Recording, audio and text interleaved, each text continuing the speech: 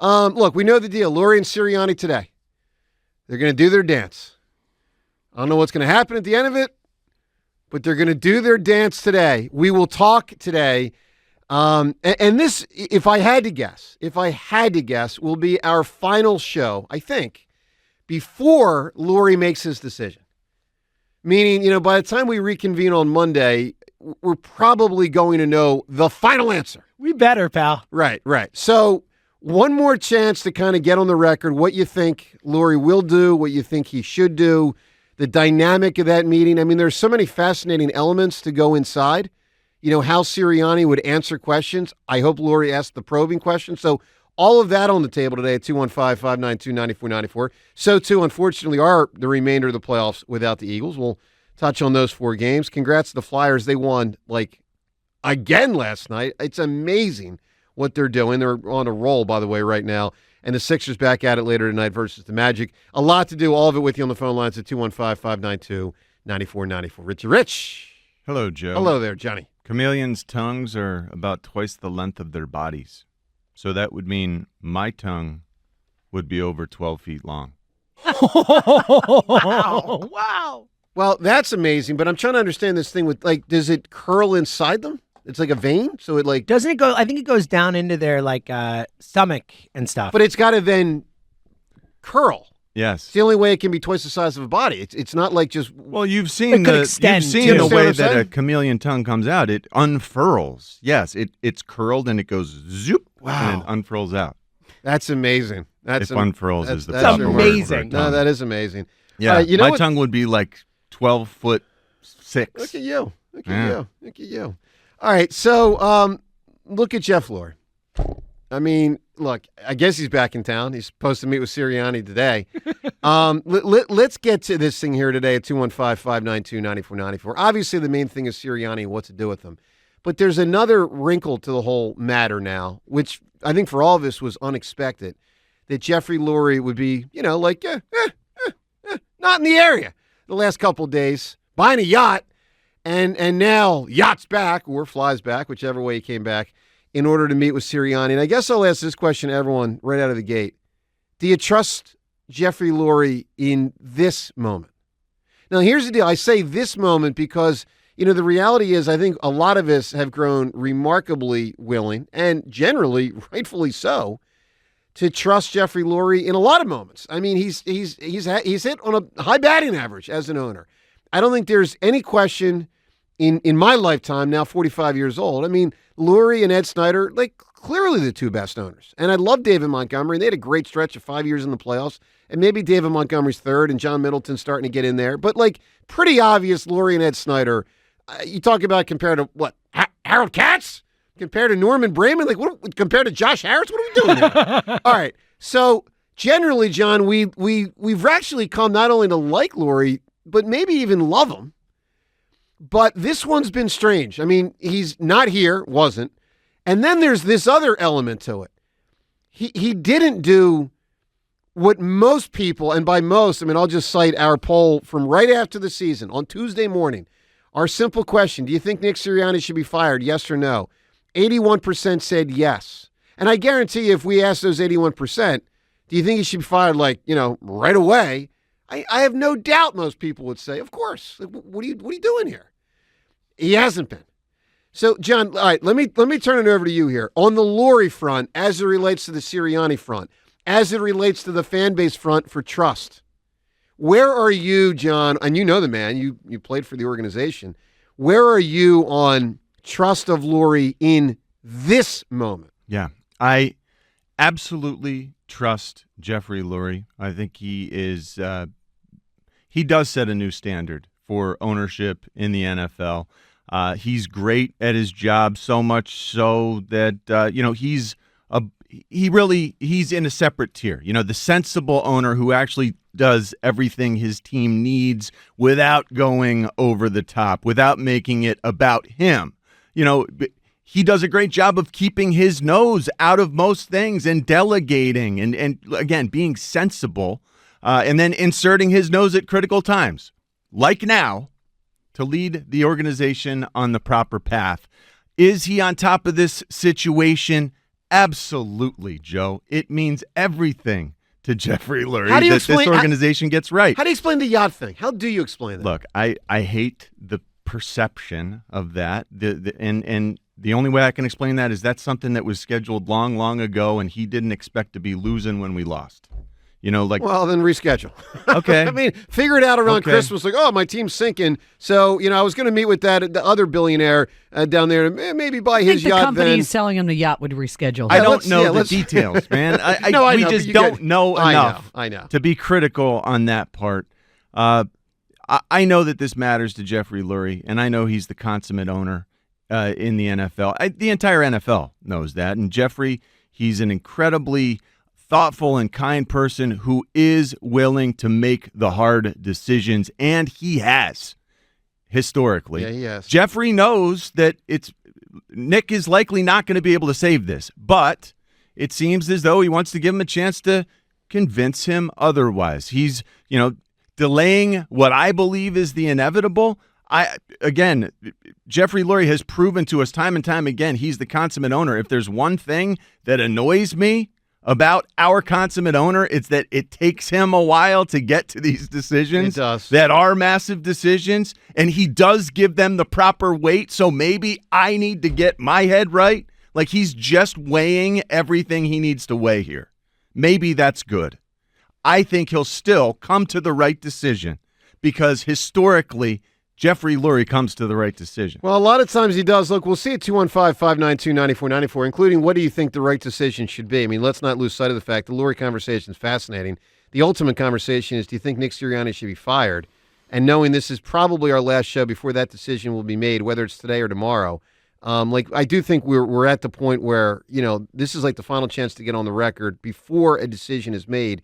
Where do you stand on that, and why, obviously, at 215-592-9494? And my answer to that is simple. Nick Sirianni absolutely needs to be fired because when he faced good coaches, he was outcoached. This season, when he faced good coaches, he was outcoached. Last season. Does that include the Kansas City game? Faced Andy Reid. I'm just asking. Does that include that game? Well, Mike McDaniel. You love Mike McDaniel. I do love Mike McDaniel a lot. Yeah, I mean, down the And stretch. look, last year he before that, no. outcoached Shanahan in the playoffs. Big There's a time. bunch of stuff he did last year. So, all right, too. Seltzer, this whole Lurie thing this week, this delay or not, it's not a delay. I don't know what the heck it is. Where do you stand on the Lurie element of this whole thing? Honestly, I'm furious. This guy should know better. How long has he been the owner here? He should know better than to be buying a boat. And that's his reason for why he can't handle things immediately and take care of things immediately. Look, I think Jeffrey Lurie, to your point, has been a great owner, and he's earned a lot of benefit of the doubt.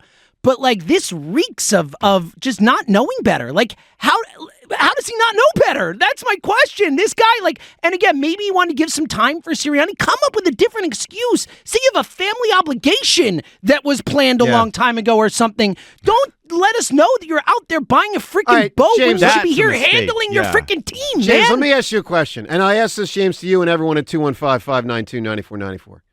Do you think there is a chance that it's been a smokescreen to privately meet with Belichick? No, I think it's the down- opposite. Here's what I think it is. I think it's been a let's get to Friday. So I think he's keeping Sirianni. I honestly, my gut feeling today is that Nick Sirianni will be back as the Eagles head coach. And I think he wanted to give some time till Friday, let the kind of fire of it all kind of die down a bit, and then Friday meet with Sirianni, go into the weekend saying he's staying, Friday news dump. That's exactly That's what it I is. believe is happening. You think it's a Friday news dump, Ray? 100%. Do you really? Yeah, I do. I think he's staying now because look how swiftly the Cowboys moved. And not only moved, they've spoken. These three, Jeff Lurie, Nick Sirianni, Howie Roseman, have not spoken since they got their asses kicked and embarrassed the city on Monday night. Yep. That's disgraceful. It is unusual. I mean, I will say that. Normally, general manager guy or owner guy, someone steps to the podium at the end of the season to basically own up to, I agree with you, in this case, the disgrace. It's not always a disgrace. This one was. And not just that game, the last month and a half. The last month and a half was Wow. a disgrace. What a great point. Yeah. Someone needs to own up. And this coaching staff, this whole organization, we're told it's all about accountability and owning up. Who Who's owning up now? All right, so- like when it matters most, Right. who amongst this organization has owned up? Listen, it's a fascinating point. We'll ask you that element. You know, what do you make of that at 215-592-9494? I mean, I'll tell you this from my standpoint. I have, and I don't think I'm on Joe Island here. I think there's millions that would agree with me on this. I've come to, and I think we've come to really trust Jeffrey Lurie a ton. I mean, repeatedly for, once he got into, I don't know, the 2000 and I don't know, whatever, pick your year, but it's been a while now where he's really been riding high. Even when they sunk in 2020, there was a sense for a lot of us that he could get this right again, and he did. But here's what I'm troubled by. This is going to sound strange, but I'm less troubled by him being in the Caribbean. And I'm not happy about it. Let me be clear. I'm more troubled by the fact I think James might be right. I think he might be keeping Sirianni.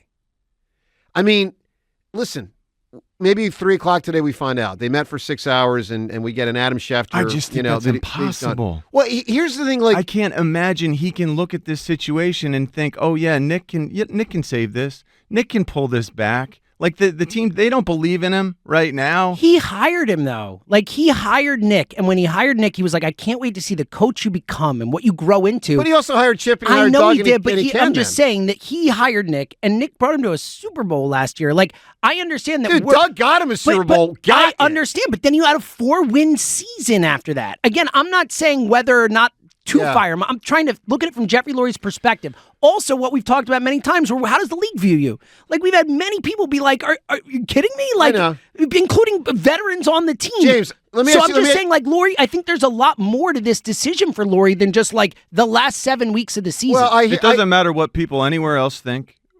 What the players think, what the players feel. It does matter how you're perceived around the league. That matters. No, these players, if they don't believe in this coach and his But they came out yesterday staff, defending him. Fletcher Cox was voted like, Fletcher what a Cox strong. is gone, and you know what, Jason James? Kelce is It's hard to retiring. know what to believe anymore. Of course it is. Because players, hold on, let me just say this, because players that don't come out with the strongest defense, then get criticized for not having the strongest defense. I don't know who to believe anymore. I really don't. I agree. That's why I'm really saying we don't know. Players, John's inferring that it's like the players are out on him. We don't know that is all. The players who were strongest on with him are the ones who aren't coming back, most likely. Well, there was some of that. I'll say this, and then again, 215-592-9494. Maybe the players still like him as leader guy. They like him because he's easy. I guarantee that. But think he stinks as schemer guy. Yeah. Like, I don't know how you could, whether you're on offense or defense on that football team, how can you watch the way the Eagles played offensive football and say, that's the guy I want leading my offensive scheme? Guys, we converted 0 of 9 third downs in the most important game of the season. 0 of 9 third downs. That's the stat that wins football games. Right. We were 0 for 2 on fourth down. We were 0 for 11 on third and fourth down. That's the offense failing completely. Well, in the most important game of the year. I hear you, John, but that's coaching. I will say this, and part of my theory of why this is complicated is you can make a case. You might not agree with it. Not everyone agree with it. But when you said, like, the Eagles or we failed, it could just be Hurts did. It's never just Hurts. I'm not saying it's that simple, but Lurie might think that. No, come on. No, John, he might. He saw it's impossible that he could just think that. I'm not saying it's that simple. He's been around this sport for a quarter of a century. But John, 30 years. But what if he? But here's where it gets complicated. What if Lurie thinks Hurts was a lot more culpable than Sirianni? Does he clip the coach or not? 215, because that is possible. He might think that. 215-592-9494. What do you make of the situation? Lurie's role today is, we really think, the day, one way or the other. Joe DeCamera generates your phone calls on 94 WIP.